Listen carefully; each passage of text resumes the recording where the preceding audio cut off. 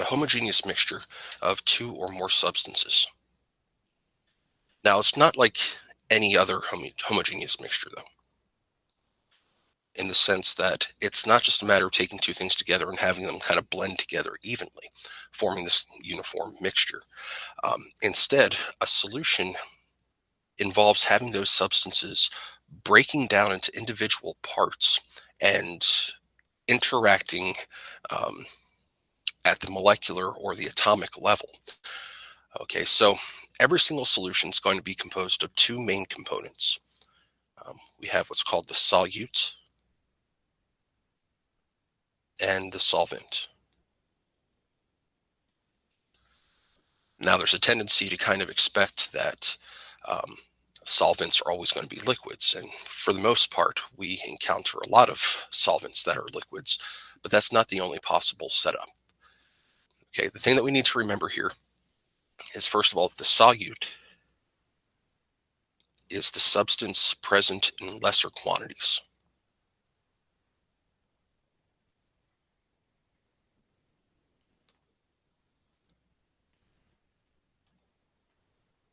Okay, and the solvent is simply the substance present in greater quantities.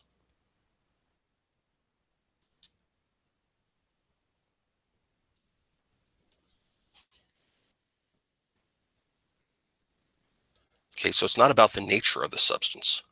It's about, great. It's about the amount of substance. Okay, so to kind of highlight that, I want you to consider, well, if you consider beer, I guess. Okay, if you have beer, and I'm assuming that everybody here who is over the age of 21 knows exactly what I'm talking about, and those of you who are under 21 you're just going to have to look this up. But beer is composed of approximately 5% ethyl alcohol and about 95% water.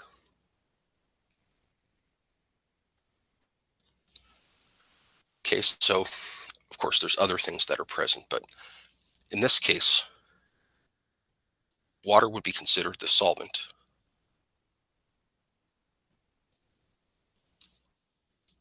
And the ethyl alcohol would be considered the solute.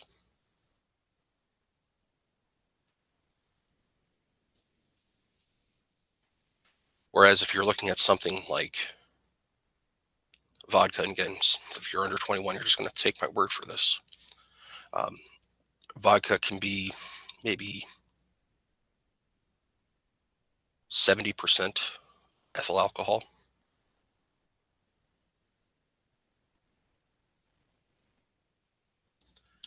And about 30% water.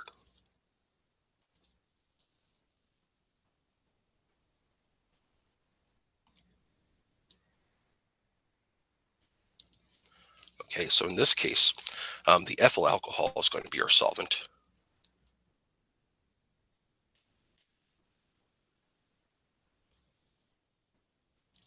And the water is going to be our solute.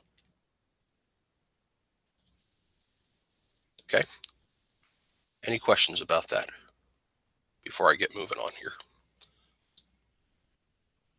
All right. Let me pull this up here. Now, we can have combinations of all states of matter and produce a solution. For example, you can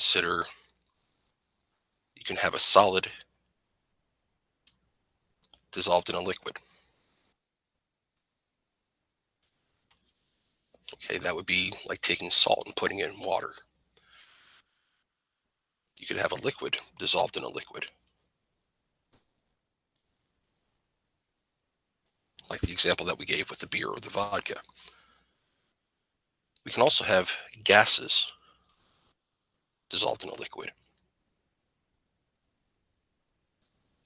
In fact, when you turn on the tap in your home and you start pouring water into a glass, there's a fair amount of gas that's in there, mostly oxygen and nitrogen, but also carbon dioxide. And if you let it set long enough, those gases will slowly bubble off. Okay, we could also have two solids, as in the case of an alloy, okay, or two gases, like the air we breathe, as a composite of both nitrogen and oxygen.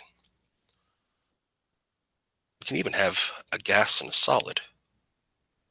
But typically that's reserved for systems like where we have um, certain gases adsorbed onto the surface of a metal, like on the catalytic converter in your car. Okay, but what I'm trying to do here is make sure that nobody has it in their head that there are certain states of matter that are associated with being solute or solvent. Okay. Now, in the realm of solutions, we also have different types of solutes.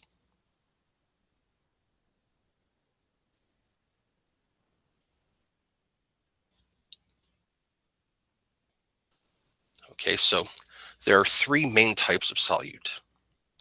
Okay, we have what's called a strong electrolyte,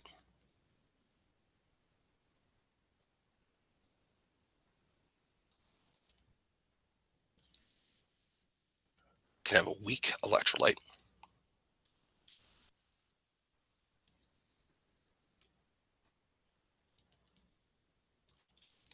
and we can have a non-electrolyte.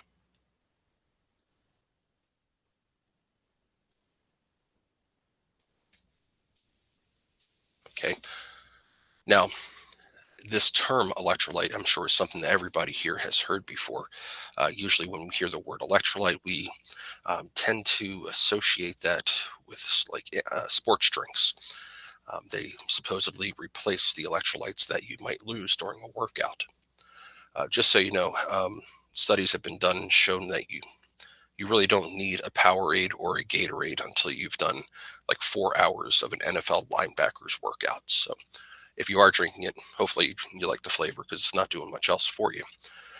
But these electrolytes are actually things that are dissolved in the liquid um, that we need in order for us, in order to function. Okay, so the term electrolyte comes from the fact that the presence of an electrolyte in solution is going to increase the conductivity of water.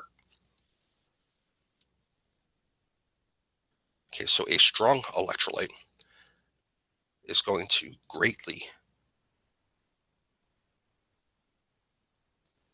increase the conductivity of water.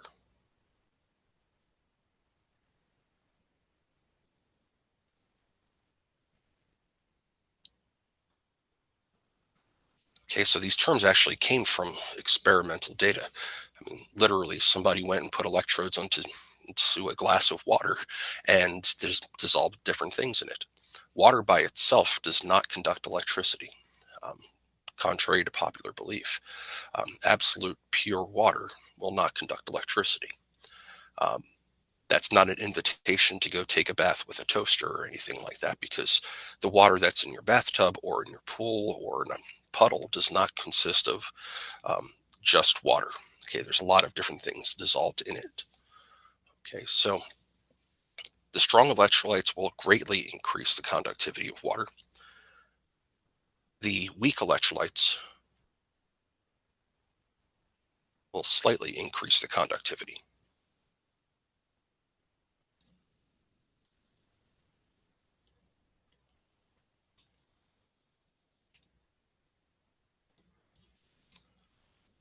Okay, and then your non-electrolytes show no increase in the conductivity. In fact, water itself is a non-electrolyte.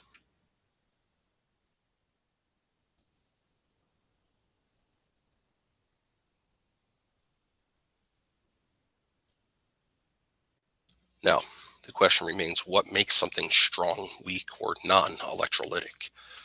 Okay, there's a chemical description for why this is. Okay, in a strong electrolyte, okay, we usually have an ionic compound.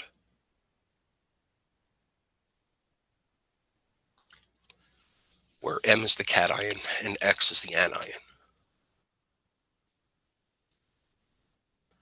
And when I take this and I add it to water, if it's a strong electrolyte, we see the cation separate from the anion.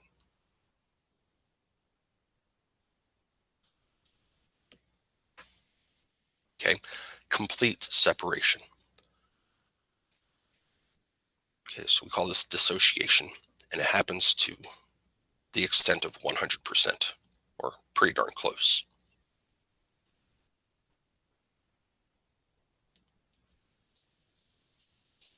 Okay, so complete and total dissociation. There is none of that, there are none of those ionic bonds present anymore once the stuff gets put into water. And what this does is it increases the number of charges that are in the water, and the presence of these charges helps to facilitate the conduction of electricity across the water. A weak electrolyte will do the same thing. Okay, so it's going to produce these ions in solution, but not to the great extent that we saw with the strong electrolyte. It's not 100% dissociation. In fact, it's somewhat less than, or greatly less than, 100%. Okay, so in the case of the strong electrolyte, we take that solid material, we put it in the water, the cations separate from the anions completely and dissolve in the water. In the case of the weak electrolyte, we take that solid, we put it in water, and to some lower or lesser degree, the cations will dissociate from the anions. Okay, remember those AQs mean simply that it's dissolved in water. A non-electrolyte, however, does not break up into ions. So let's try to see. Let's use letter W to indicate a non-electrolyte.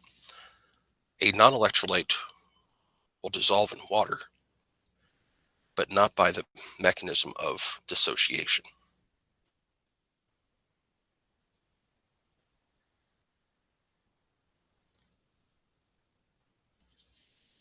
Okay, so examples of strong electrolytes would be salts.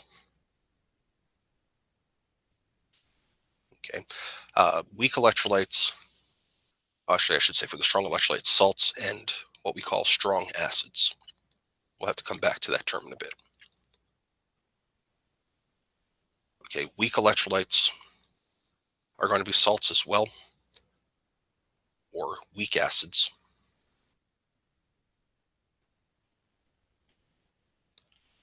Okay, so strong or weak electrolytes are going to be salts. It's just a degree to which those substances want to ionize. Some things want to ionize more than others.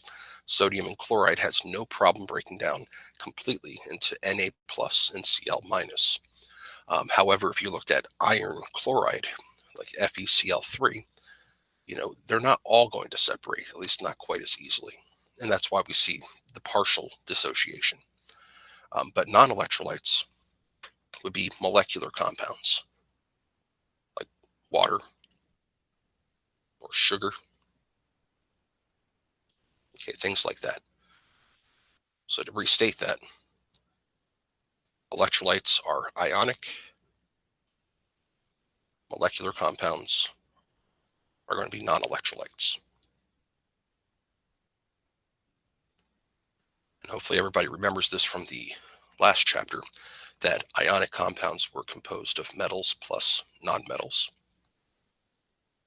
whereas molecular compounds were composed of nonmetals plus nonmetals.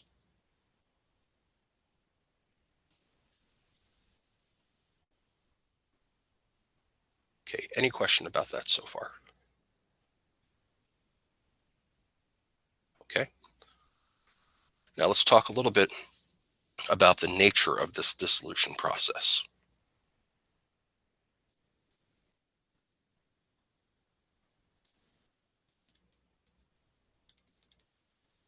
this dissociation takes place via hydrolysis. And hydrolysis simply means to break up using water. Okay, so what we're doing is we're taking these ionic compounds and we're using water to convince the cations to leave the anions. So let's consider a simple example like sodium chloride.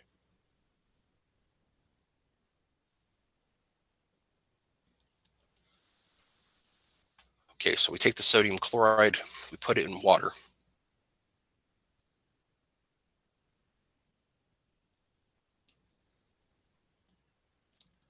We produce sodium cations plus chloride.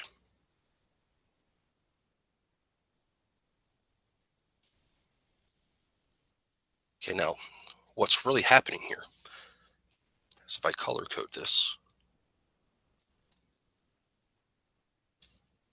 you'll find that the sodium is a complex, the sodium chloride is a complex array of cations and anions in multiple dimensions.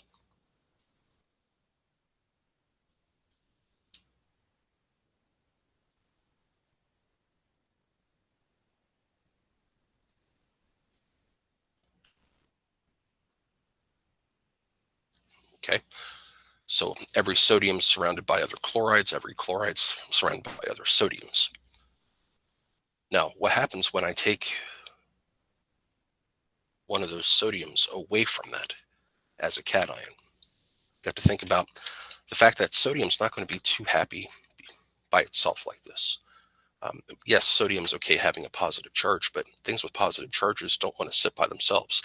They want to have something that's negative that's going to keep them balanced out. Well, it turns out that the water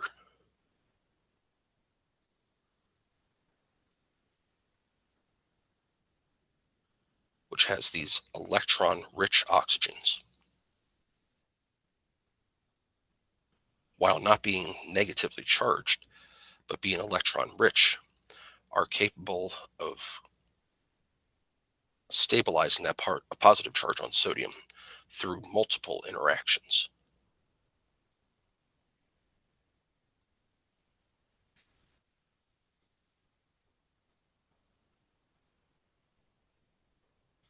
Okay, and we say that the sodium cation is hydrated.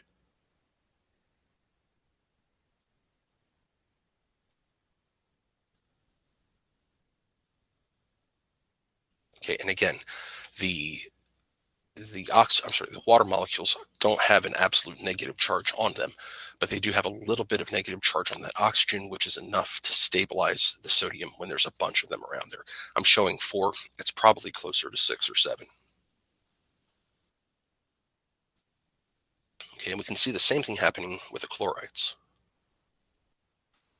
Okay, the chloride's negatively charged, so it needs something that's positively charged in order to balance it out. And it turns out that those hydrogens that are on the water molecules are able to do that.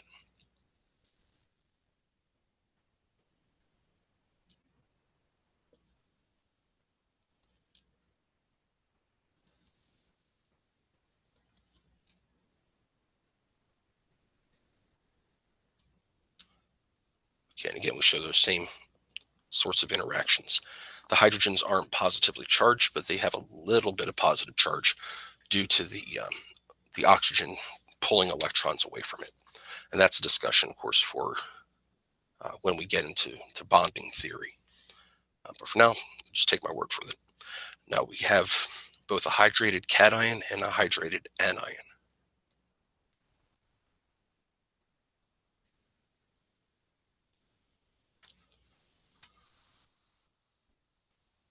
Okay, and the degree to which something dissociates in water is going to be completely dependent upon what's more stable. Is it happier in this form, or is it happier in this form? Okay, and that's going to differ and vary from compound to compound. So there's no one size fits all answer there. However, there are some approximations that we can make that I will show you later on. Okay, so Does anybody have any questions about this so far? None? Okay.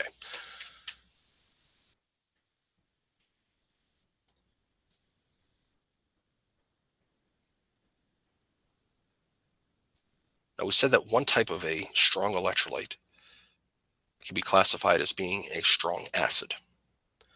We've already talked about acids a little bit for our lab, and we said that acids are going to be anything that can give up a proton. Okay, so there are 6 strong acids.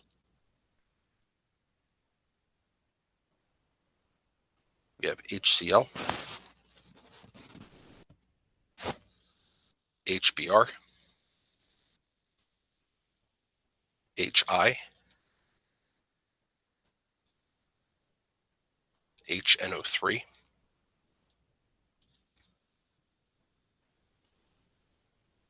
H2SO4, and HClO4. All right, every one of them is a strong acid. What does that mean? Well, it means it completely dissociates in water. So if I take HCl and put it in water, it's going to 100% convert to H plus and chloride. Okay, and we can show the same thing happening for every one of these, including things like the nitric acid.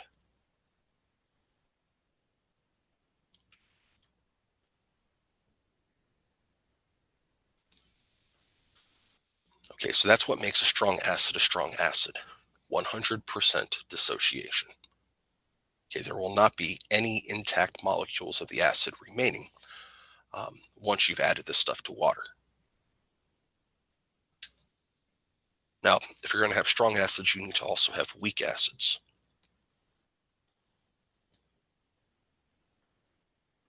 And fortunately for you, it's going to be very easy to remember all the weak acids. Because aside from that 6, or the 6 that I just named, all other acids are weak. Okay, so you only need to know the 6, and then just assume everything else is going to be weak.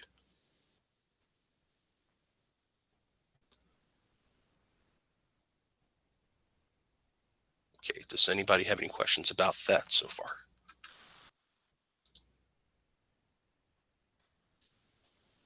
Okay, so now that we've had a chance to talk about what makes things dissolve, we're going to talk a little bit about reactions that take place where things that were once dissolved are no longer dissolved. And we call these precipitation reactions.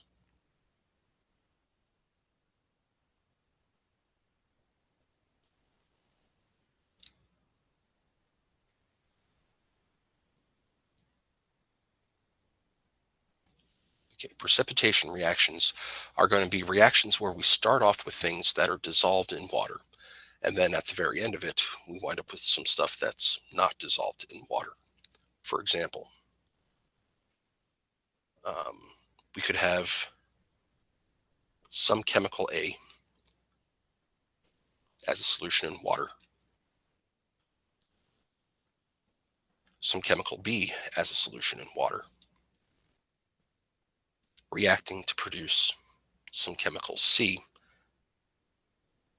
which is not soluble in water and therefore produces a solid. And that solid would then fall to the bottom of the flask. Okay, that's what we call precipitation. Okay, now an example of this using real chemicals would be something like the reaction of silver nitrate, which we can easily dissolve in water, reacted with sodium chloride, which we can also easily dissolve in water.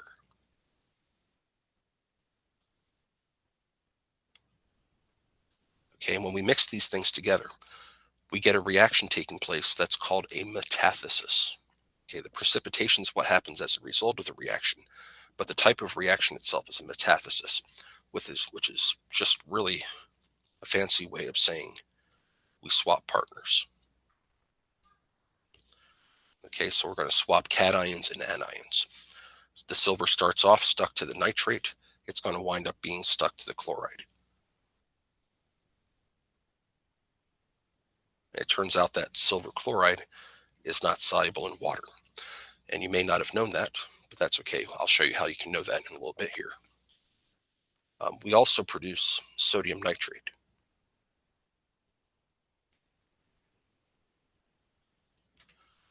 Which is soluble in water.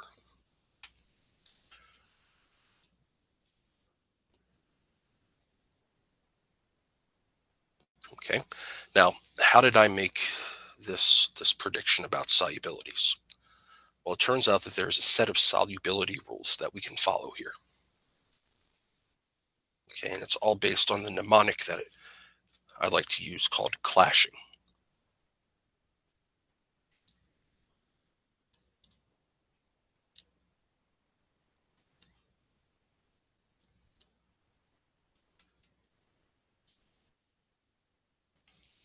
Okay, so each one of these letters stands for a type of compound or a group within a compound that is going to be soluble in water. So, for example, Cl stands for chlorates, not chlorides.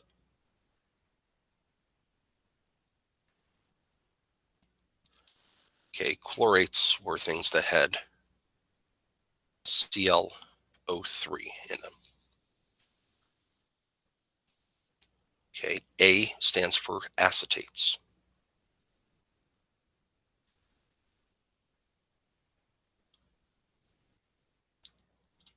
Okay, acetates contained C2H3O2. So chlorates and acetates are all soluble in water, regardless of what they're attached to. We get to S, and S stands for sulfates.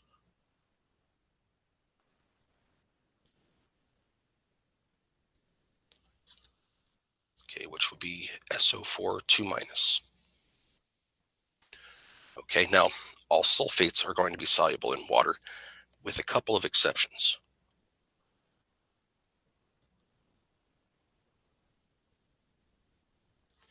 Okay, the exceptions for sulfates are going to be calcium, barium, and strontium, silver, mercury, and lead.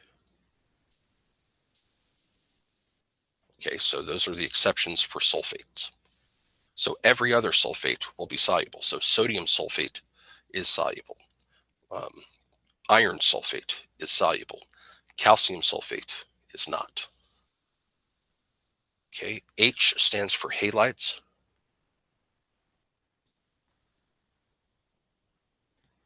And the term halide comes from halogen.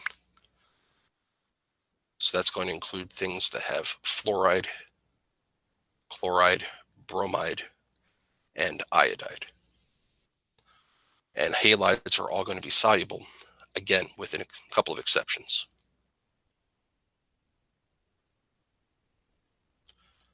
And those exceptions are silver, mercury, and lead.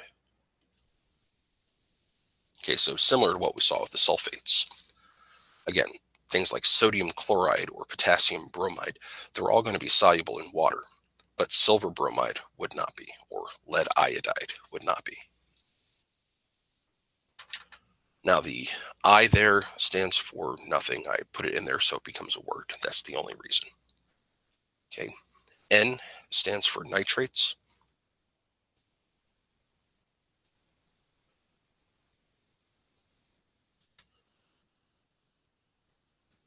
Okay, so that's NO3-.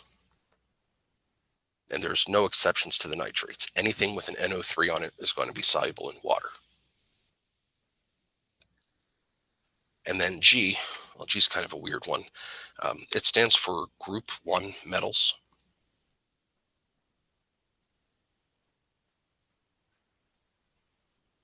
So if a compound contains a group 1 metal, So that's going to be things like lithium or sodium, potassium, rubidium, cesium, etc. Okay, if it contains one of those, that substance is going to be soluble in water. We're also going to add one to this group because, well, it's got nowhere else to go. And that's the ammonium polyatomic ion. Okay, so if a compound contains the ammonium ion, then it's going to be soluble in water. So what I'm going to do is I'm going to put a couple of compounds down here, and I want you guys to determine whether or not they're soluble or not soluble.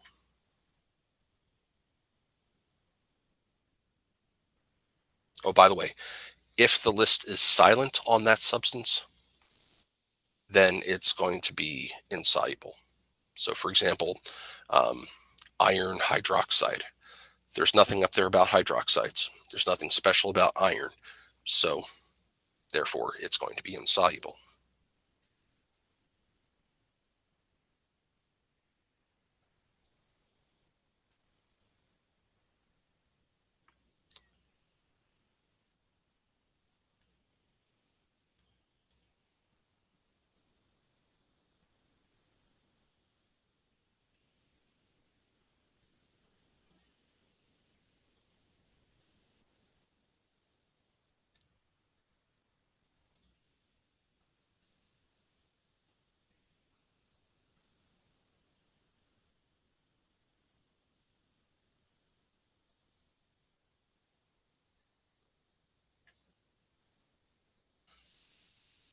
All right, so I'll give you guys a couple minutes to work on these on your own.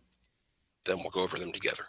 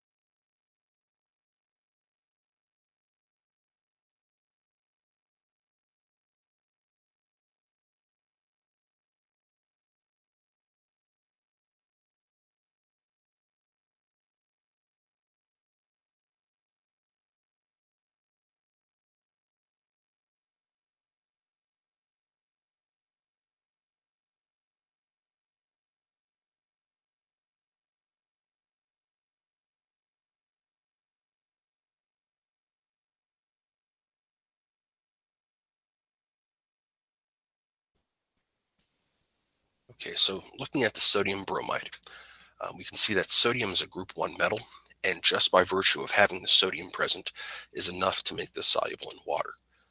There's nothing that will cancel out the fact that a group 1 metal is there. But then you add to that the fact that bromides are also going to be soluble because it's one of the halides.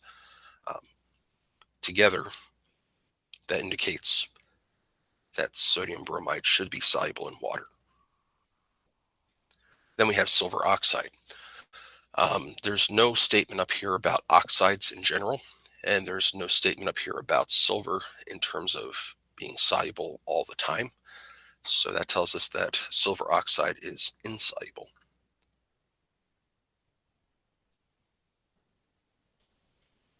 Okay, we have potassium carbonate. Carbonate does not show up anywhere on our list here, so that means that there's nothing about carbonates that should make them soluble. However, there's potassium, and as a group 1 metal, that would make anything soluble.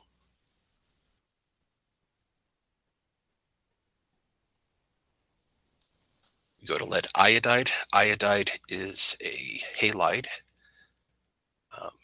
Halide should be soluble unless it's silver, mercury, or lead, and it turns out this is lead, so that's insoluble.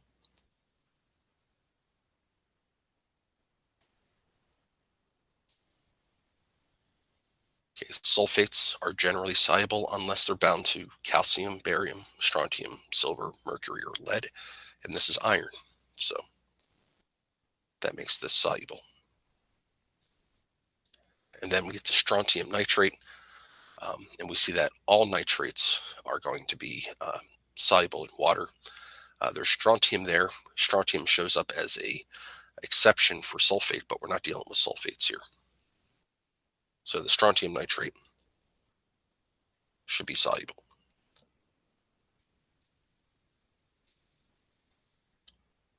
Okay, does anybody have any questions about that whatsoever? None? Just keep in mind that since, I mean, I have no problem with you guys having your video off, but I can't see those looks of confusion that I might normally see during lecturing class. So please, if there's anything that you're having trouble with, feel free to interrupt me at any time. I assure you that if you have a question, you're not the only one with that question.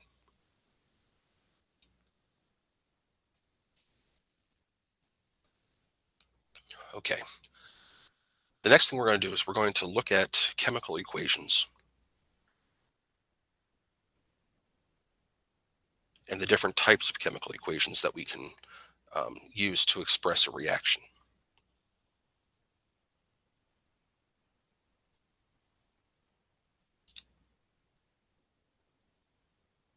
You see, the way that we express a reaction through equations can vary depending upon what type of information we're trying to convey or what's important for that particular reaction. Okay, so what I'm going to do here is I'm going to come back to one of the first equations that I showed you, which was the silver nitrate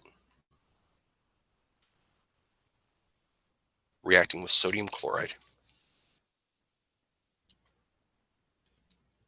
to produce solid silver chloride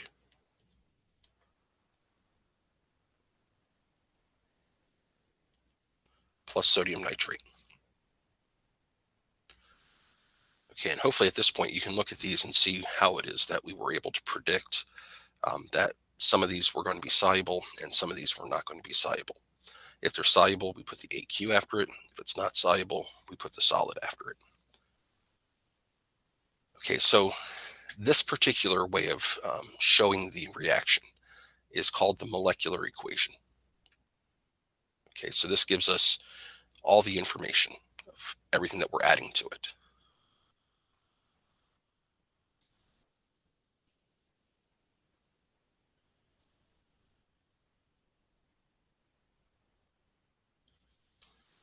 Okay, another way of expressing it, which gives a little bit more detail, is through what's called the Ionic equation.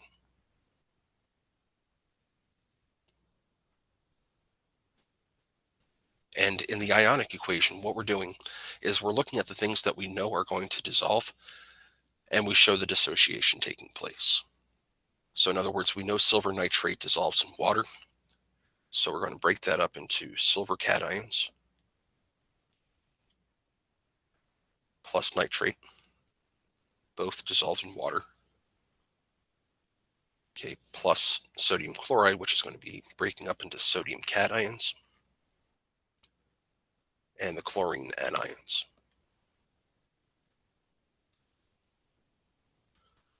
Now the silver chloride we know is not going to be soluble in water, so it's going to stay stuck together.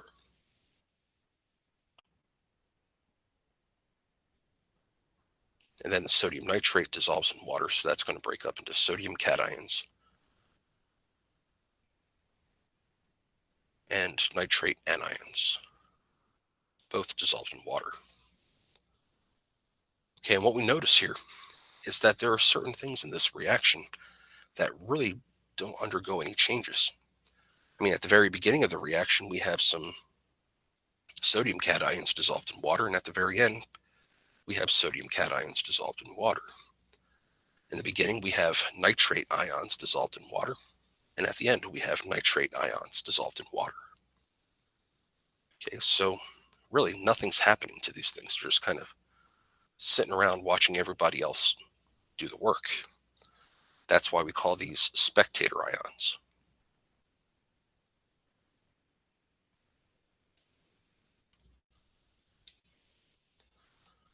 Which means there's now another way for us to express this reaction, and that is without the spectator ions. in what we call the net ionic equation. And what we do is we just cross off the spectator ions, and we write everything else that's left.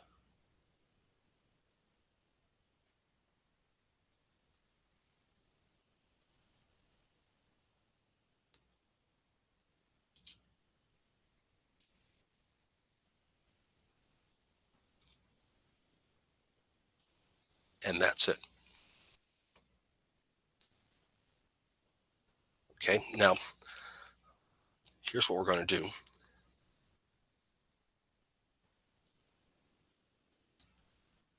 I'm going to give you two reactants.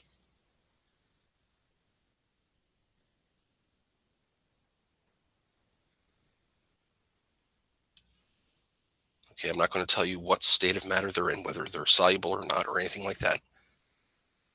What I want you to do, okay, is to first predict the products of the reaction. Make sure you have a balanced equation. So have the whole molecular equation, then the ionic equation, and then come up with the net ionic equation for this reaction. Okay, and I'll give you guys about 5 minutes to work on that on your own. If you have a question, please feel free to put it in the chat, or you can just speak up through your microphone.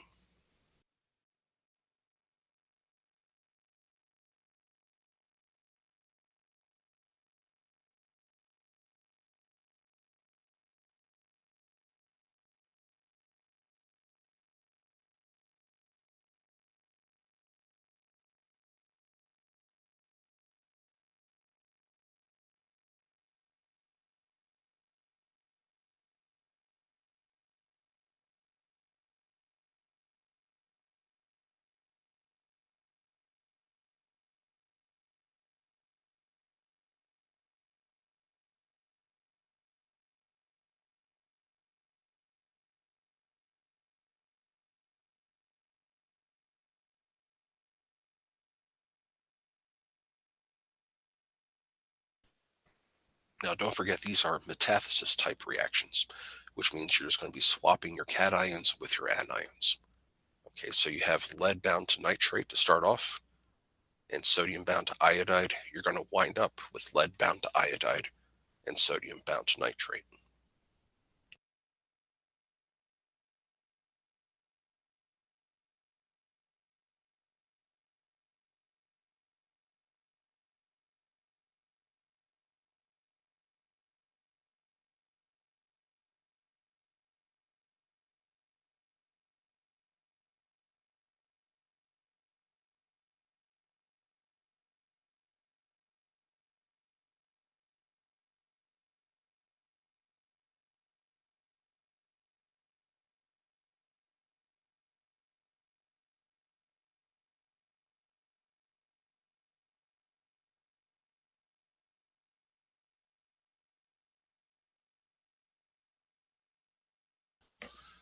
All right, so hopefully everybody has at least gotten to the point where they were able to predict the states of matter here and the products.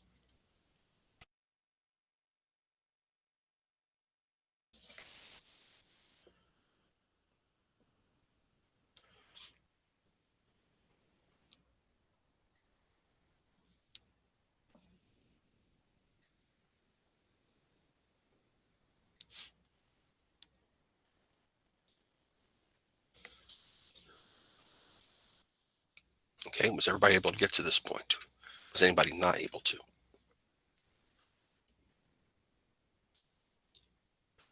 Okay, so remember, we need to make sure that the charges balance out.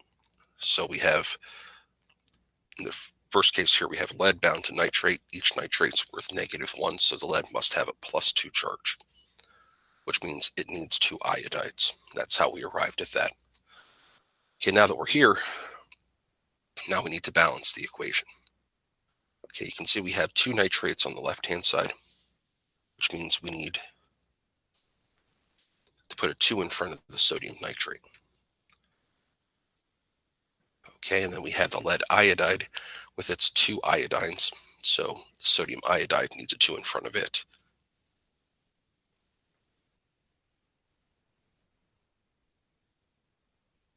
Okay, so then the leads balance, nitrates balance, sodium balances, and iodide balances.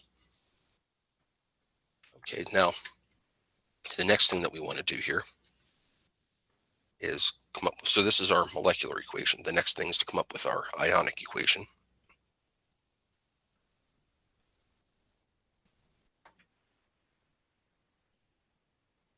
So the lead nitrate is going to ionize, producing lead 2 plus and 2 nitrates. Okay, for those of you who can't see it, this 2 comes from the fact that there's 2 of the nitrates there. Okay, then we have 2 sodiums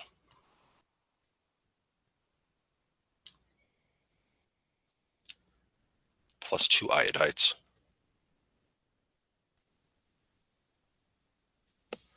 Okay, the lead iodide is insoluble, so it's going to stay together.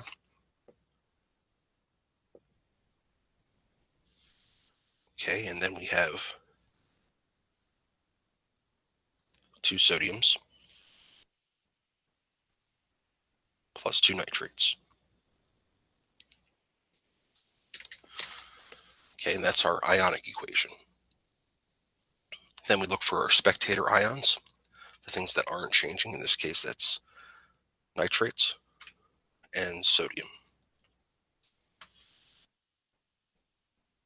Okay, so those go away. And what we're left with is lead 2 plus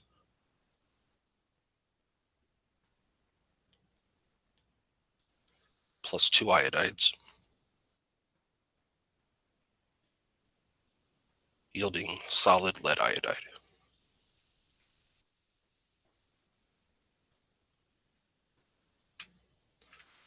Okay, and that is our net ionic equation. Okay, does anybody have any questions about how we arrived at that? Now would be a great time to ask.